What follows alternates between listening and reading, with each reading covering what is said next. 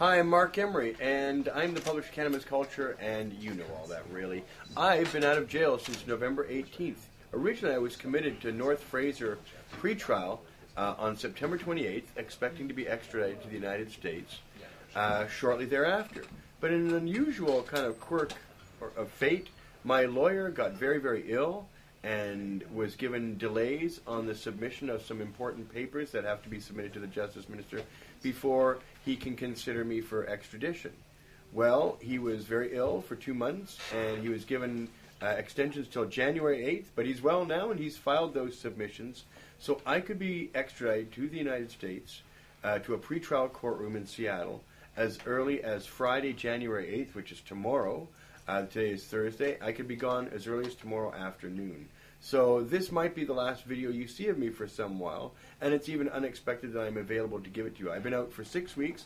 I had a wonderful time with Jody over the holidays. It was wonderful. Many of you have been corresponding with me on Facebook and on the internet and coming to visit me, and it's been wonderful. But now we're back in our crisis again, that my extradition to the United States is imminent to a 5-year sentence in a United States federal penitentiary. So we need you to call the Justice Minister. I know a lot of you have been doing that already, and I thank you for it.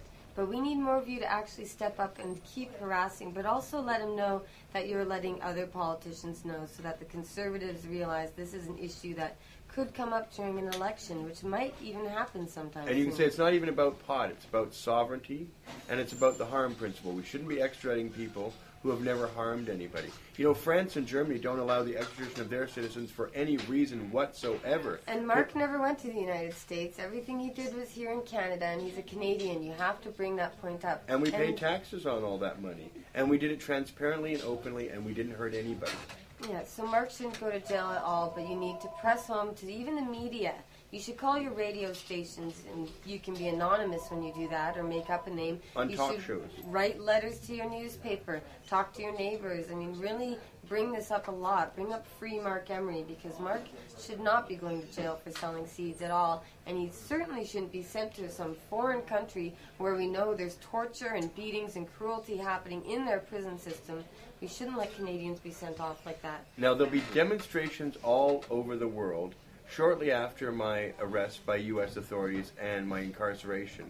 And Jody and Jacob will let you know when that is. We'd like to have a demonstration everywhere we can, even if it's just 3 or 4 people, at Canadian consulates, U.S. embassies, places, wherever your community is, there's a place where you can agitate the public on my behalf to get me freed from a U.S. jail. Yeah, so work with the whole team we have here. Like Mark said, Jacob Hunter runs whyprohibition.ca.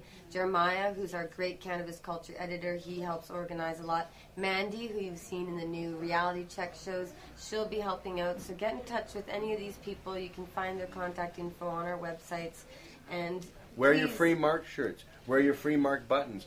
Put stencils, Free Marc, on telephone poles, on construction derricks, construction walls. Now is the time to start wearing those Free Marc t-shirts and getting the word out. Once I'm in the United States, hopefully we can use my incarceration as a way to launch even more activism to legalize marijuana in California, to legalize it in Washington State, to get it on the ballot in Nevada in 2012, to make sure Colorado and California continue to see an explosion of medical marijuana dispensaries, that Michigan begins to see an explosion of dispensaries.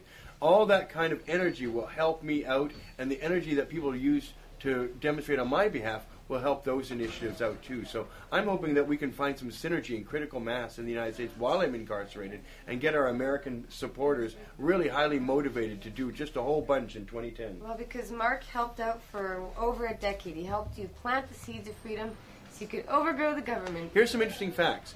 In 1998, I gave $5,000 to a group of petitioners in January 1998 to go out and get enough signatures to put a medical marijuana initiative on the ballot in Washington, D.C. Well, you know what? We got that initiative passed, but the Barr Amendment canceled its application until this year. And now Washington, D.C. has a medical marijuana law that's directly attributable to the money I gave in 1998. In the year 2000, I gave $15,000 to the people working on the Colorado initiative to get that medical marijuana legal in Colorado. And now medical marijuana is legal, and there are dispensaries everywhere in Colorado, in large part to the money I donated in the year 2000. So and people you inspired, like Mason Tvert of Safer Colorado.